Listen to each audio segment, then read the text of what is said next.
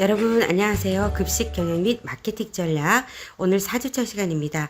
오늘 원래는 대면으로 수업을 진행해야 되는데 제가 입시 관련 출장상 수업을 못했고요. 이거 보강으로 미루는 것보다는 그래도 수업을 하는 게 나을 것 같아서 이 컨텐츠를 이용해서 제가 녹화를 해서 이용을 하도록 하겠습니다. 그럼 수업 진행하도록 하겠습니다. 먼저 조직이라는 것은 여러분들 뭐 특별하게 설명을 하지 않으셔도 알 겁니다. 공동의 목적을 달성하기 위해서 협동적으로 노력하는 사람의 집합체라는 것을 조직으로 얘기합니다. 그럼 조직의 특징은 일단 조직은 사람으로 구성이 되어야 되겠죠. 그리고 그 조직에 있는 사람들은 기꺼이 협력하고 그리고 성취하고자 하는 공동의 목표가 있어야 됩니다. 자, 핵심어가 하나 나오고 있네요. 공동의 목표를 가진 사람들의 모임입니다. 그리고 조직에는 구성원의 행동을 규제하는 규칙이라는 것이 있을 수 있고요. 그리고 조직에서는 서로 의사소통이 잘 되어야 됩니다. 자, 우리가 항상 외우라고 하는 게 제가 개, 조, 지, 조, 통 이렇게 외웠죠. 자, 그러면 개, 조, 이 두 번째 조가 조직화입니다. 그렇기 때문에 경영 관리 기능의 두 번째 과정이라고 할 수 있겠죠. 자, 첫 번째는 계획이었습니다. 계획했고요. 계획한 대로 뭔가 일을 이루려면 사람들을 구성해야 됩니다. 이 사람들의 구성의 결과로 부서라는 게 생기고 그런 다음에 그 부서에 세부 업무가 생길 수가 있겠죠. 이런 것들을 우리는 뭐라고 부르나? 조직도라고 부릅니다. 그럼 다시 한 번 더 볼게요. 조직화와 관리 기능에 대해서 보도록 하겠습니다. 조직은요, 업무로 분류를 해서 조직을 짤 수도 있고요. 그리고 부분으로 조금 작게 나누어서 조직을 짤 수도 있습니다. 같은 업무를 하지만 1부, 2부, 3부, 4부 이런 식으로 부서를 여러 개 둘 수도 있겠죠. 그리고 조직에는 책임과 권한이 부여됩니다. 그리고 조직에서 하는 일이 우리는 직무라고 얘기를 합니다. 아직은 여러분들이 낯선 단어가 많을 것 같아요. 그럼 직무란 무엇인가? 직업의 의무라고 생각을 하시면 돼요. 그래서 그 부서에 있는 사람들의 직무는 그 부서에 있음으로써 해야 되는 일은 이런 뜻이 될 수가 있습니다. 그래서 여러분들 익숙해져야 되는 단어로 직무라는 단어를 알아두셔야 됩니다. 자, 우리가 이제 급식 경영 부분에서 말고 이제 일단 병원에서 하는 영양 쪽에서만 조직도를 한번 보면 쉽게 알 수가 있습니다. 물론 여기는 이제 영양과가 가장 높아요. 그러니까 이 자료가 서울대학교 병원 영양과라고 돼 있죠. 만약에 영양실이면 실장이 가장 책임자가 될 거고요. 그리고 영양부라고 돼 있으면은 부장 뭐 이런 식으로 될 수가 있습니다. 근데 요즘에는 영양과도 있지만은 단위가 굉장히 많기 때문에 팀장이 이렇게 관리자인 경우도 있습니다. 거기서 나눠보면 급식 영양계라고 해서 일반적인 급식을 담당하는 일반식 관리 영양사들이 여기 속해져 있죠. 그리고 급식 서무계장이라고 돼 있는데 서무라고 하면 총무 회계 이렇게 될 수도 있습니다. 영양과가 굉장히 크다면 그 안에 이렇게 회계를 하는 사람들이 따로 있는 경우도 있지만 보통 이 병원 자체에 총무부서나 회계부서가 따로 존재하면서 거기에서 이렇게 지원을 해주는 경우도 있습니다. 우리가 이 단원을 조금 더 공부를 해보면은 앞으로 급식 경영을 조금 더 공부해보면 라인과 스텝이라는 조직이 있을 수가 있어요. 라인은 같은 조직 안에서 같은 일을 하는 쭉 내려가는 그런 라인이고요. 스텝이라고 하면 외부 기관에서 들어오는 거예요. 자, 제가 여러분들 수업을 하잖아요. 극과의 교수가 극과의 학생들을 가르친다면 그건 라인이라고 볼 수 있어요. 근데 여러분들 가끔 여러분들 4학년이니까 안 됐지만 비교과를 됐잖아요. 그렇게 비교과를 배우는 거는 라인은 아니고 스텝이라고 할 수가 있습니다. 어떻게 이해가 좀 되나 모르겠어요. 자, 그렇게 급식 서무계가 들어와 있을 수도 있고요. 임상영양계가 따로 있는 병원도 많이 있습니다. 규모가 크면은 임상영양은 따로 봅니다. 근데 임상영양은 치료식을 직접 급식하는 것도 아니고요. 자, 여기서는 상담만 하게 되죠. 그래서 파트를 나눕니다. 당뇨를 전문으로 상담하는 영양사, 신장병을 이제 전문으로 상담하는 영양사, 이렇게 임상 영양계는 달라질 수가 있습니다. 근데 여러분들은 뭐 임상 업무는 못 보죠. 4년제 대학만 나오면 임상 영양은 할 수가 없고요. 대학원을 나와서 임상 영양사 자격증이 있어야지만 임상 영양 상담을 할 수가 있습니다. 자, 여러분들은 치료식은 할 수가 있어요. 자, 그래서 여러분들이 아마 여기에 속하게 될 겁니다. 그래서 일반식을 하는 영양사, 치료식을 하는 영양사, 소화관리라고 돼 있는데 뭐 이런 경우에는 따로 있을 수도 있고 없을 수도 있어요. 병원 규모가 굉장히 크고 소화병동이 크게 있다면 소화관리 영양사가 따로 있는 경우도 있습니다. 자, 이쪽에서는 급식을 하기 때문에 조리 종사자들이 이 밑으로 조직대가 되어 있습니다. 근데 임상영양 쪽은 자 보세요. 급식을 하지 않으니까 조리를 하시는 분들이 밑에 조직도에 없다는 걸 볼 수가 있습니다. 자, 그럼 이제부터 조직화의 개념에 대해서 알아보도록 하겠습니다. 사람들의 무리를 조직으로 묶는데도 원칙이 있습니다. 첫 번째 원칙은 전문성의 원칙입니다. 아담 스미스라는 학자는요, 근로자들이 하나의 완제품을 생산하는 것보다는 특정화된 몇 가지 업무에 집중하게 되면 작업 능률이 향상된다라고 얘기를 했습니다. 그래서 우리는 알고 있는 말이 있죠. 분업화라는 말을 알고 있습니다. 이 전문성의 원칙은 분업화하고도 비슷합니다. 우리가 근로자를 가지고 분업화라고 하면 어떤 사람은 이것만 조립하고 그 다음 단계 넘겨주면 그 다음 조립하고 이런 거를 생각하는데 일반적으로 회사 같은 곳에서는 그런 노동자들이 하는 뭐 분업 이런 거라기보다는 이 사람이 원래 어떤 것을 잘하나 이런 것을 가지고 조직을 나누는 전문성의 원칙을 둡니다.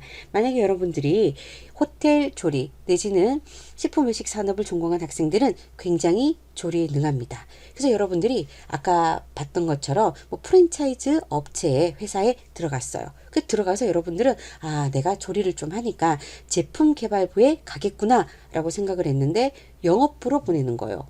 어라? 과정인가? 이러면서 조금 기다렸어요. 그 다음에는 인사부로 가라는 거예요. 어머나? 자, 그럼 그 회사는 무엇을 잘못했나요? 전문성의 원칙을 어긴 겁니다. 그래서 조리하는 사람들은 여러분들은 4년 동안 전문적으로 조리를 배우셨어요. 그래서 조리를 하는 사람들은 조리가 중심이 되는 업무 위주로 가야 되고요. 그리고 인사부 이런 쪽은 아무래도 경영이나 내지는 사람의 인간성에 관련된 사람을 판단할 수 있는 그런 쪽에 전공을 한 사람들이 가는 게 맞는 것 같습니다. 그리고 총무나 회계부서는 당연히 경영이나 회계학과 이런 데를 졸업한 친구들이 아무래도 전문성을 가지고 있기 때문에 전문적으로 투입되는 게 좋겠죠. 자, 그런 다음 조직을 짤 때는 권한과 책임의 원칙이 있어야 됩니다. 이 내용은요. 권한과 책임 명확화의 원칙과 권한과 책임이 어느 하나만 강조되지 않고 동일하게 대등되어야 한다는 권한과 책임 대행의 원칙으로 분류할 수 있습니다. 그냥 이렇게 말로 들으면 여러분들 좀 어렵게 느낄 수 있어요. 자, 권한은 어떤 것인가? 내 마음대로 결정을 할 수 있는 게 권한이에요. 근데 내 마음대로 결정을 하고 책임을 못 지면 안 되겠죠. 그래서 이 권한과 책임이 동등하게 있어야 된다라는 게 바로 권한과 책임의 원칙입니다. 여러분들 만약에 회사에 들어갔는데 여러분들한테는 책임의 의무만 있어요. 그리고 상사에게는 권한의 의무만 있어요. 이게 어떤 경우인가? 여러분들이 막 일을 했어요. 일을 했는데 일이 잘못됐습니다. 그럼 이 일이 잘못되었다. 책임을 누가 질 건가? 내가 지는 거예요. 나는 상사의 명령대로 한 죄밖에 없는데 그럼 상사는 어떤 것만 있기 때문에 권한이 있기 때문에 권한만 있으면 이렇게 될 수 있습니다. 그래서 여러분 조직을 짤 때 직책에 맞는 권한과 책임의 한계를 정해주는 게 조직을 짤 때 굉장히 중요한 원칙입니다. 자, 그 다음으로는 조직화의 원칙의 세 번째로는 권한 위임의 원칙이라는 게 있습니다. 관리자가 하급자에게 위임을 행할 때는 업무 수행에 필요한 권한까지도 충분히 부여해야 한다는 원칙입니다. 만약에 직장 상사가 모든 일을 다 할 수는 없어요. 그래서 자, 자네는 이 일을 하고 자네는 B라는 일을 하게 A라는 일과 B라는 일을 나누어 줬어요.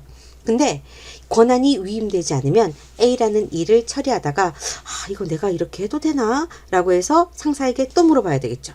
그리고 이거는 맞는 건가? 또 물어봐야 되겠죠. 이렇게 되면 일이 진행될 수가 없습니다. 그렇기 때문에 자, 하급자에게 만약에 예를 들어서 자, 식재료를 구매하세요 라고 일을 떼어준다면 이 사람에게는 식재료를 어떤 것들을 살 수 있을까? 식재료는 근데 맘대로 사는 건 아니겠죠. 발주된 대로 사야 됩니다. 근데 등급도 정해져 있는 경우도 있어요. 뭐 사과 같은 경우에는 특상을 사야 되고 생선 같은 경우에는 이러이러한 것을 사야 된다라고 정해져 있지만 그런 것들을 할 때 뭔가 변동사항이 있거나 문제가 있을 때 굉장히 큰 문제가 아니라면 본인이 알아서 처리할 수 있도록 권한을 위임해 주는 게 좋습니다. 단 무슨 큰 문제가 생겼을 때는 의논을 해야 된다고 제가 말씀을 드렸죠. 그래서 예외사항이 생기거나 아주 특별한 경우가 생기면은 상급자에게 물어보고 권한 바뀌다라고 판단이 될 때에도 상급자와 의논을 하는 게 중요할 수 있습니다. 그리고 그렇게 권한을 위임받게 되면 하급자에게 그 책임이 넘어오게 될 수 있습니다. 조직화의 네 번째 원칙으로는 명령 일원화의 원칙이 있습니다.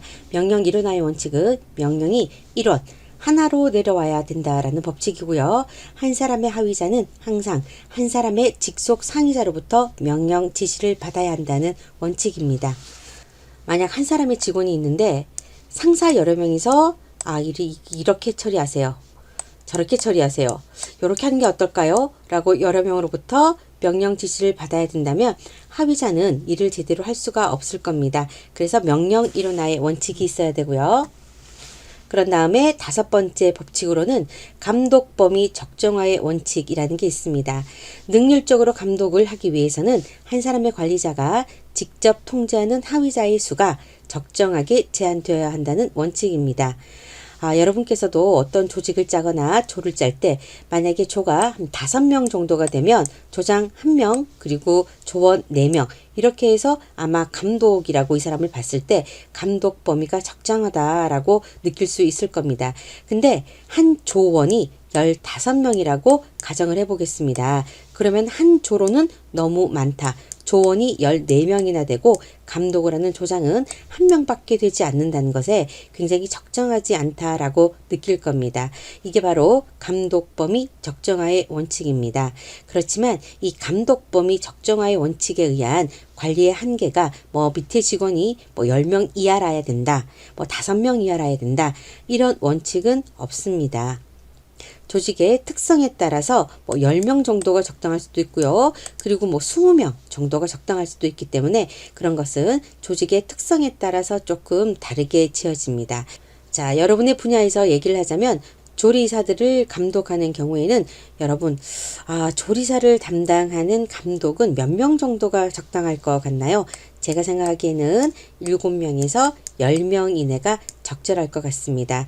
10명 이상의 조리사를 감독하기에는 굉장히 바쁠 수가 있어요. 그래서 조직에 따라 다르겠지만은 여러분들의 예를 들면 한 7명에서 한 10명 정도가 적정하지 않을까 생각을 합니다. 그리고 대기업이나 좀 더 기업의 규모가 커진다면 이 감독 범위도 더 커질 수 있습니다.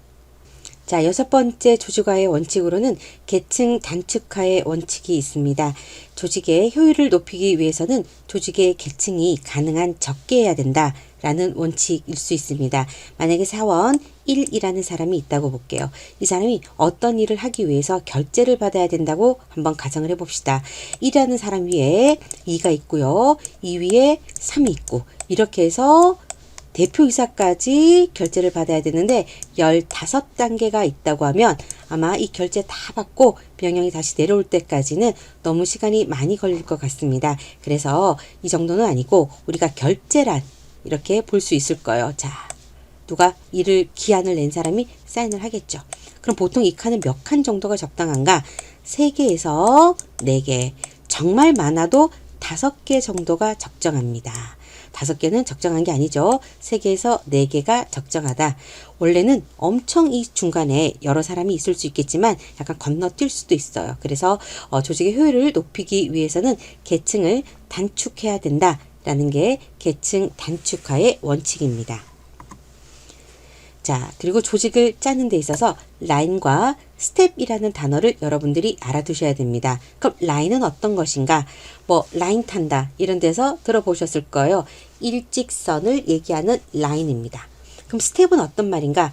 우리가 직렬, 병렬 이렇게 얘기할 때 병렬 구조를 우리는 스텝이라고 부를 수 있습니다. 자, 그럼 일단 정의를 보도록 할게요. 라인 부분은 조직의 1차적인 분화에 의해서 형성되는 부분으로 경영활동을 직접 수행하는 구매, 생산, 판매 부서를 의미합니다. 그럼 스텝 부분이라는 것은 무엇인가? 조직의 2차적인 3차적인 분화에 의해서 형성되는 부분입니다.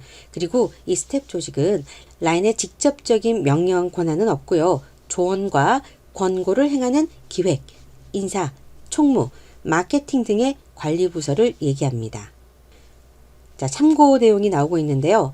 기업의 규모가 크고 복잡해질수록 전문적인 지식과 기술을 가진 전문가의 조언과 지원이 필요합니다. 그래서 생겨난 게 무엇일까요? 바로 스텝입니다.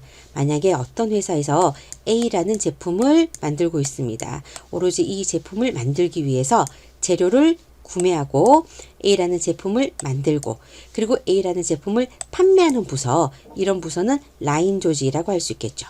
근데 A라는 제품을 점점 더 많이 만들게 됐어요. 공장의 규모가 굉장히 커졌습니다.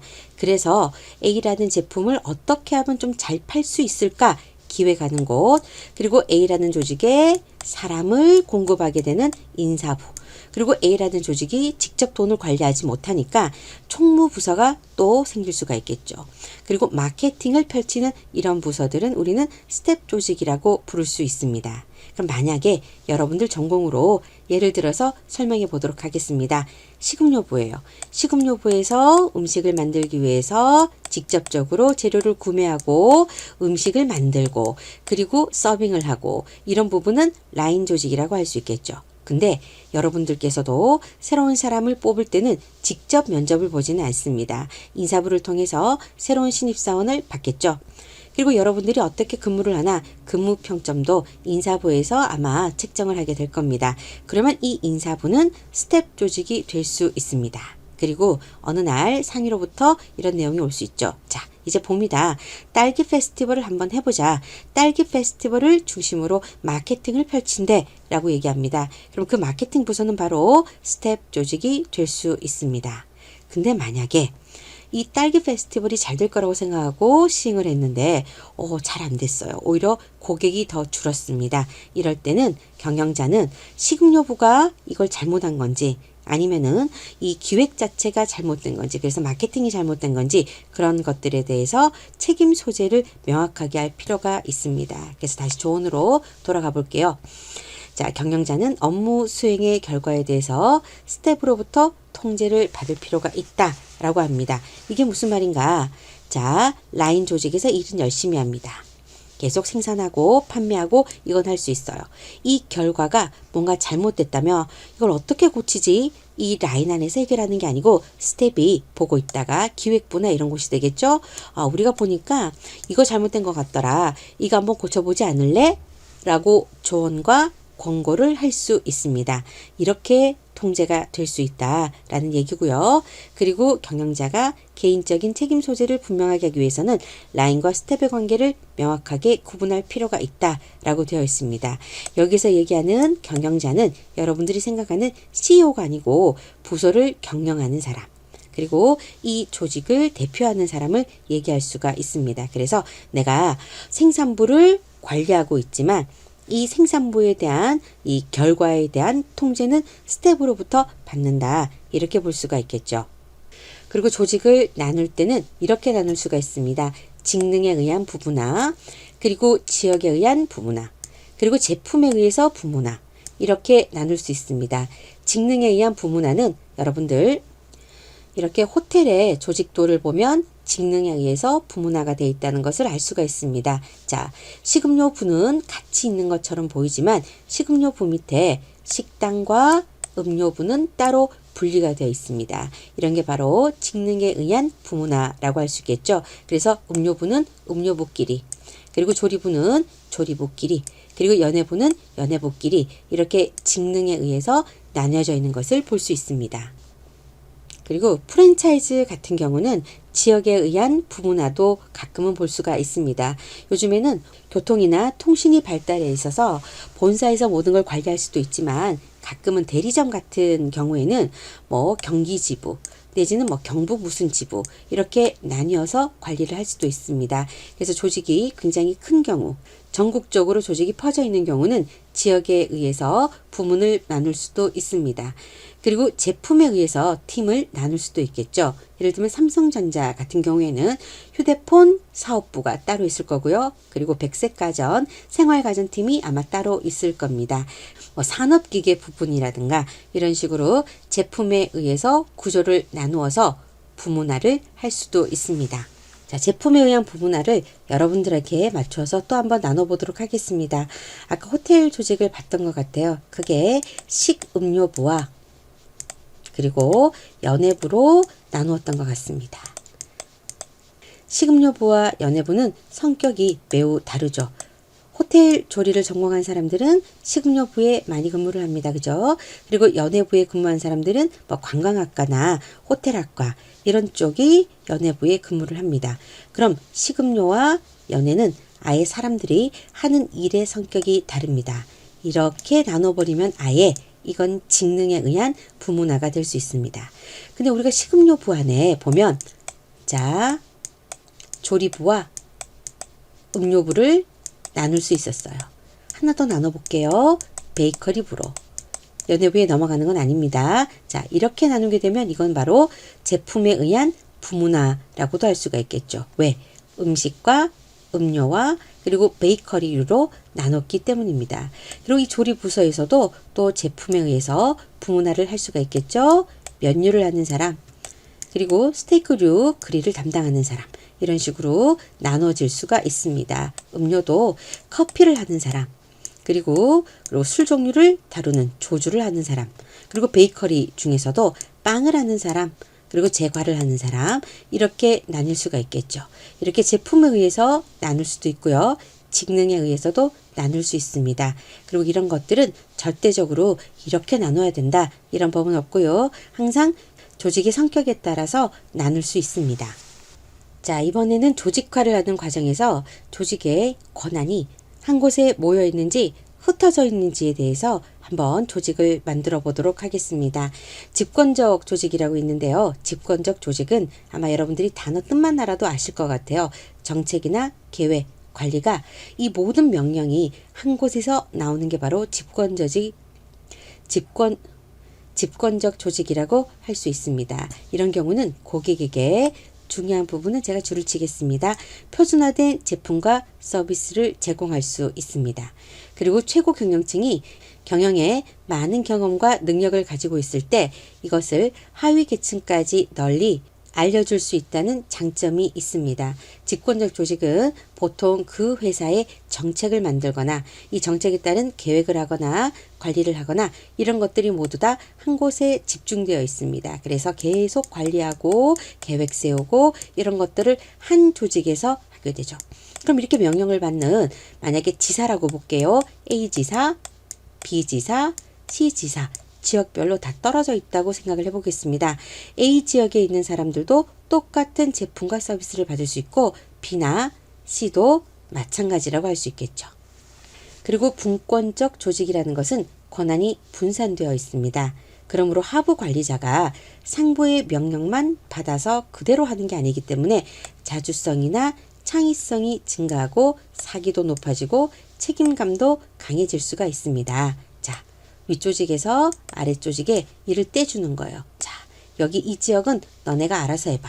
이렇게 하는 게 바로 분권적 조직입니다. 집권적 조직은 이런 거였죠. 상부에서 이 지역 모두 다 자, 언제부터 여기 하고 그 다음부터는 이 일을 하고 그 다음부터는 이렇게 처리하고 그렇게 해서 결과 가지고 와. 이게 바로 집권적인 조직이었습니다. 하부에 있는 사람들은 본인의 의사를 투영할 수가 없습니다. 명령이 내려오는 대로 할 수밖에 없죠. 근데 여기는 어떻게 얘기하나? 자, 이 지역. 자, 대리점들, 내진 지사들, 너네들이 알아서 한번 매출을 높일 방법을 생각해봐. 그 지역에 맞게 계획을 한번 짜보세요. 이렇게 얘기를 합니다. 그럼 이 지역에 있는 사람들은 어떨까요? 어떻게 하지? 어떻게 하지? 자기들이 한번 이런 방법을 써볼까? 라고 생각을 해요. 그리고 본인들 매출이 오르면 와 신난다 이렇게 될 수도 있겠죠. 그래서 하부 관리자의 능력이 올라갈 수 있습니다. 하부 관리자가 자주성이라고 하면 알 거예요. 스스로 알아서 하는 능력. 그리고 창의성, 이런 방법 써볼까? 이런 거겠죠. 그리고 사기도 높아지고 책임감도 강해집니다. 관리 계층의 단계도 감소돼요. 그래서 의사소통이 이 관리 계층이 짧을수록 의사소통은 신속, 정확하게 이루어질 수 있습니다. 이런 장점이 있고요. 또 최고 경영층은 일상적인 업무에 대한 부담이 경감됩니다. 만약에 집권적 조직 같으면 자, 지난주에 판매한 차트 다 올려봐. 검토해야 되고 비용 어떻게 썼나? 뭐 올려봐. 또 검토해야 되고 이렇게 될 수 있죠. 근데 이렇게 되면 최고 경영층은 정말 잔잔한 것들은 관리하지 않아도 돼요. 목표나 이런 것들만 관리할 수 있으니까 훨씬 중요한 업무에 전념할 수 있기 때문에 장점이 있을 수 있습니다. 자, 조직화하는 방법에 대해서 공부를 했고요. 이제부터는 경영 조직의 일반적인 형태에 대해서 공부해 보도록 하겠습니다. 권한과 책임 구조가 명확하고 명령 계통을 중요시하는 라인 조직에서부터 그럼 여기서 라인 조직은 어떤 것인가 다시 한번 볼게요. 권한과 책임의 구조가 명확하고 명령 계통이 중요시 됩니다. 상호 기능의 보완과 정보의 흐름을 중요시하는 네트워크형 조직에까지 다양한 조직의 형태가 존재합니다. 우리 그 다양한 조직에 대해서 보도록 하겠습니다. 먼저 라인 조직이라는 게 있습니다. 라인 조직은 하나로 이어지는 이런 조직입니다. 그래서 밑에 사원이 결국 다 연결해서 올라가면 최고 경영자한테 이르게 되죠. 그럼 이 라인 조직의 특징은 최고 경영자의 권한과 명령이 직선적으로 하급 관리자나 일선 작업자에게 전달될 수 있습니다. 라인 조직도 장점이 있습니다. 권한과 책임의 구분이 분명합니다. 그리고 문제 발생했을 경우 명령 계통이 일원화되어 있기 때문에 통솔력이 강하고 빠른 결정과 전달이 가능하죠. 근데 단점은 조직의 규모가 작을 때는 괜찮은데 조직의 규모가 클수록 올라가는 단계가 너무 많다 보니까 효율성이 떨어질 수 있습니다. 그리고 이 라인 조직은 집권적 조직과 굉장히 유사합니다. 그래서 경영 관리자들이 독단적인 처사를 할 우려가 있고요.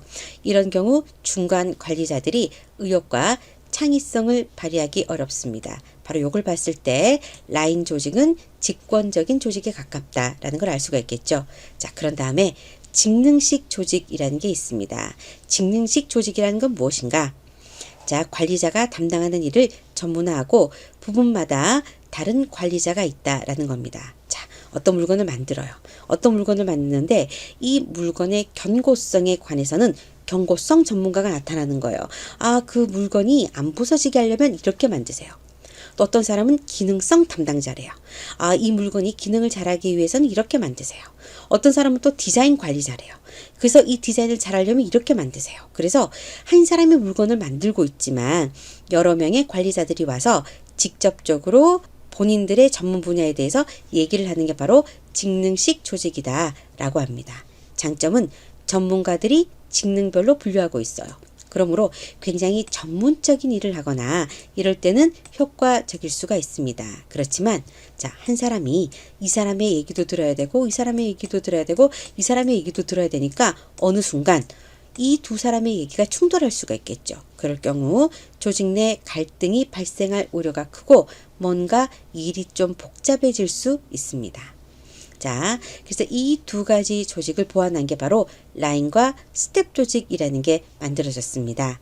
라인 조직은 직접적인 생산이었죠. 그리고 이를 지원하는 스텝 전문가들을 결합시킨 형태입니다. 규모가 작다면 라인 조직 괜찮습니다. 그렇지만 조직이 커진다면 라인 조직으로는 운영되기가 힘듭니다. 그래서 스텝 전문가를 결합시킨 형태가 바로 라인과 스텝 조직이라고 할 수 있습니다. 작은 기업보다는 중간 내지는 대규모의 기업 조직에 많이 이용됩니다.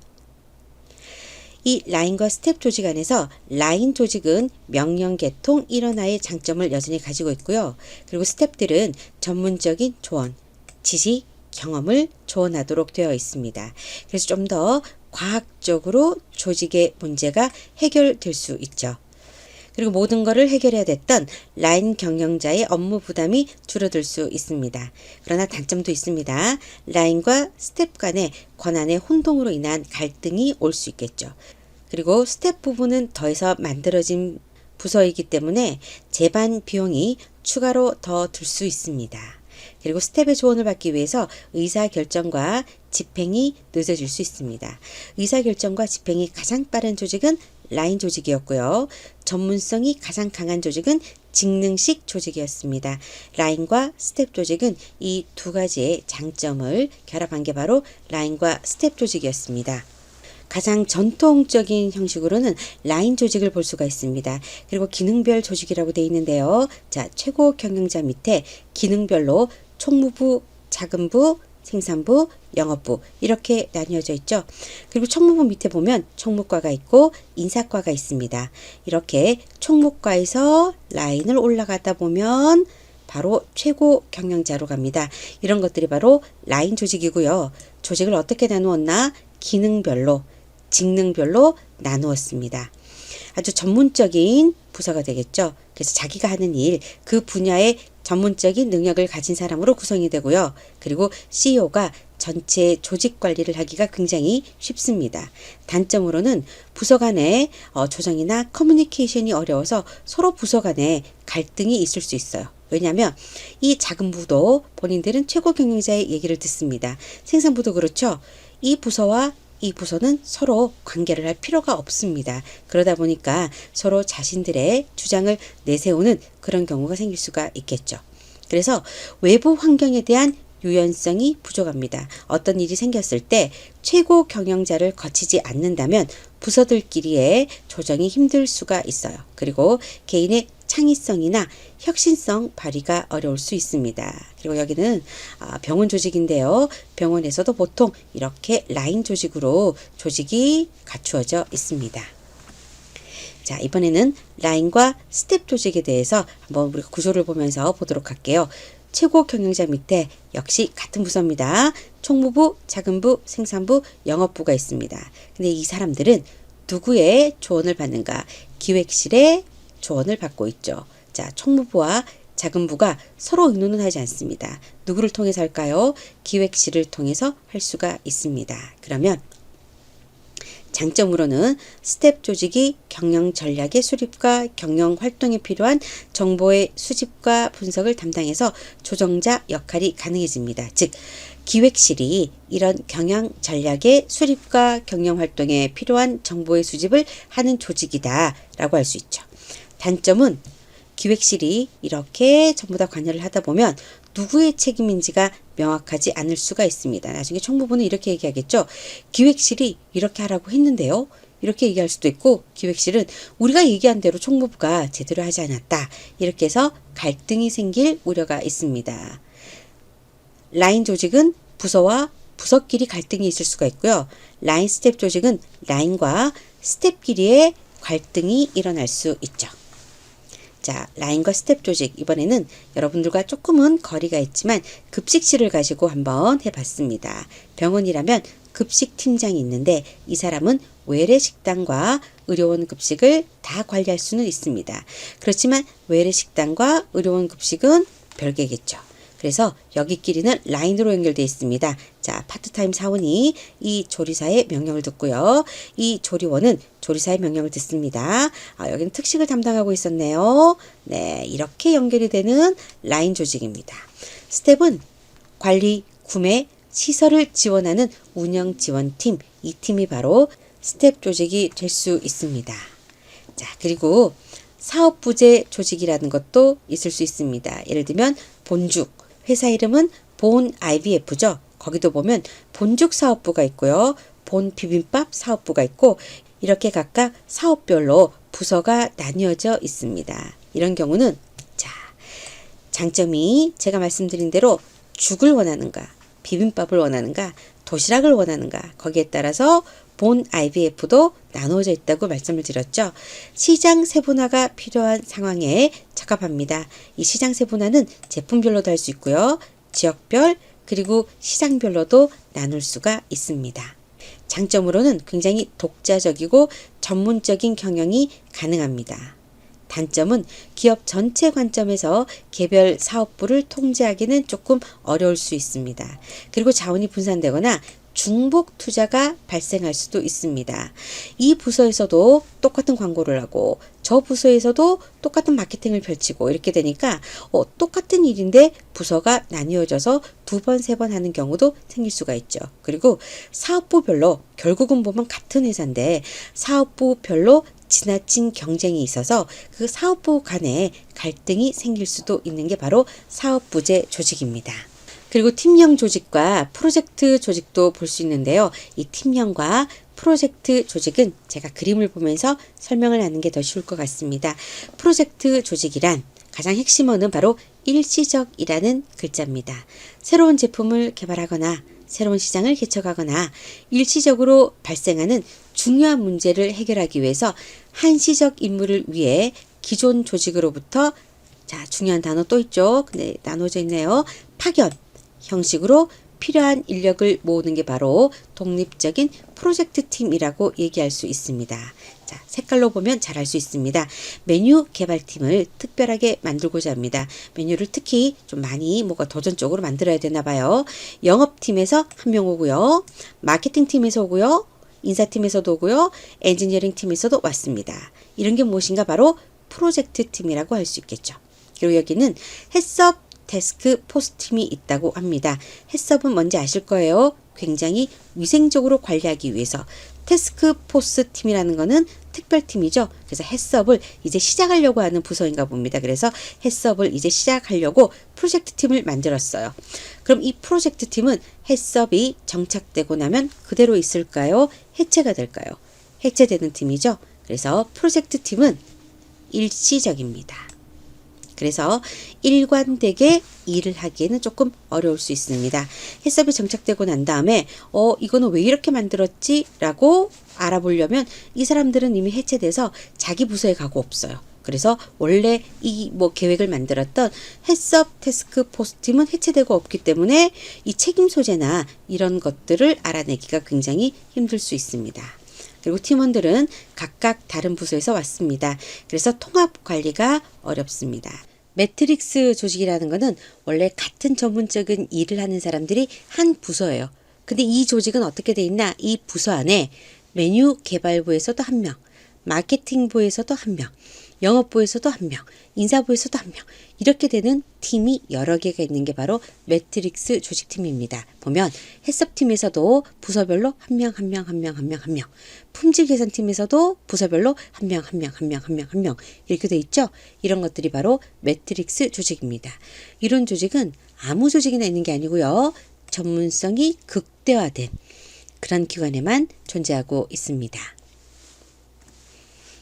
그런 다음에 네트워크 조직이라는 것도 있고요. 네트워크 조직은 핵심 부분에 구매 부분, 회계 부분, 인력관리 부분, 생산 부분, 마케팅 부분 이런 것들이 따로따로 네트워크를 이루면서 네트워크란 서로서로 정보를 공유하는 그래서 화살표가 하나가 아니에요. 왔다 갔다 양쪽으로 돼 있죠. 이런 게 바로 네트워크 조직이고요.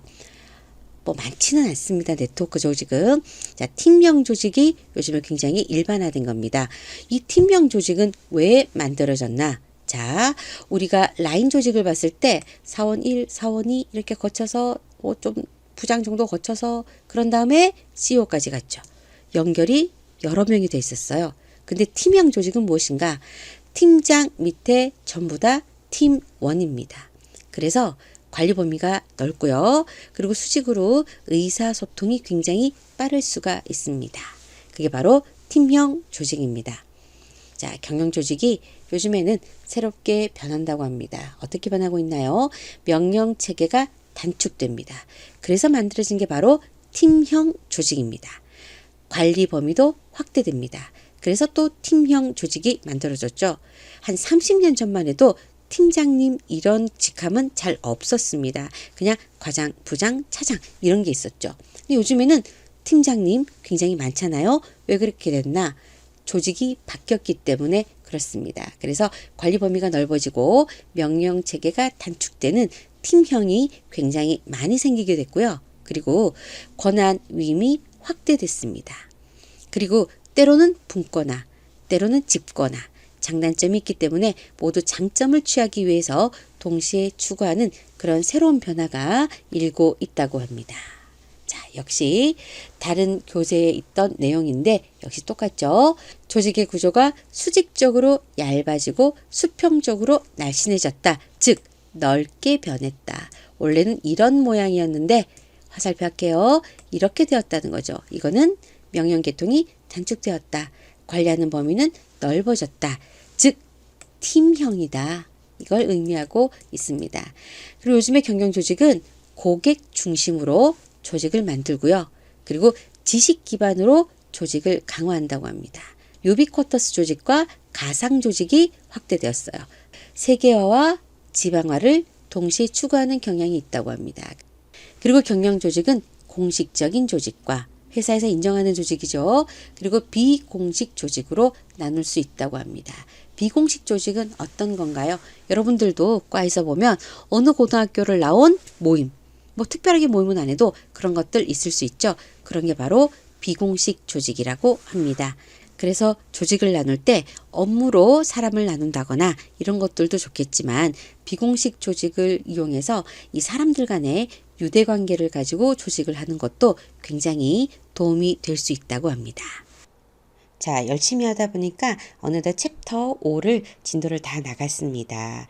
자, 이렇게 내용만 할 게 아니라 실은 대면 수업을 했으면은 문제도 같이 풀어봤겠죠. 우리 여기까지가 1교시 수업을 한 거고요. 또 2교시 수업에서 이어서 공부를 해보도록 하겠습니다.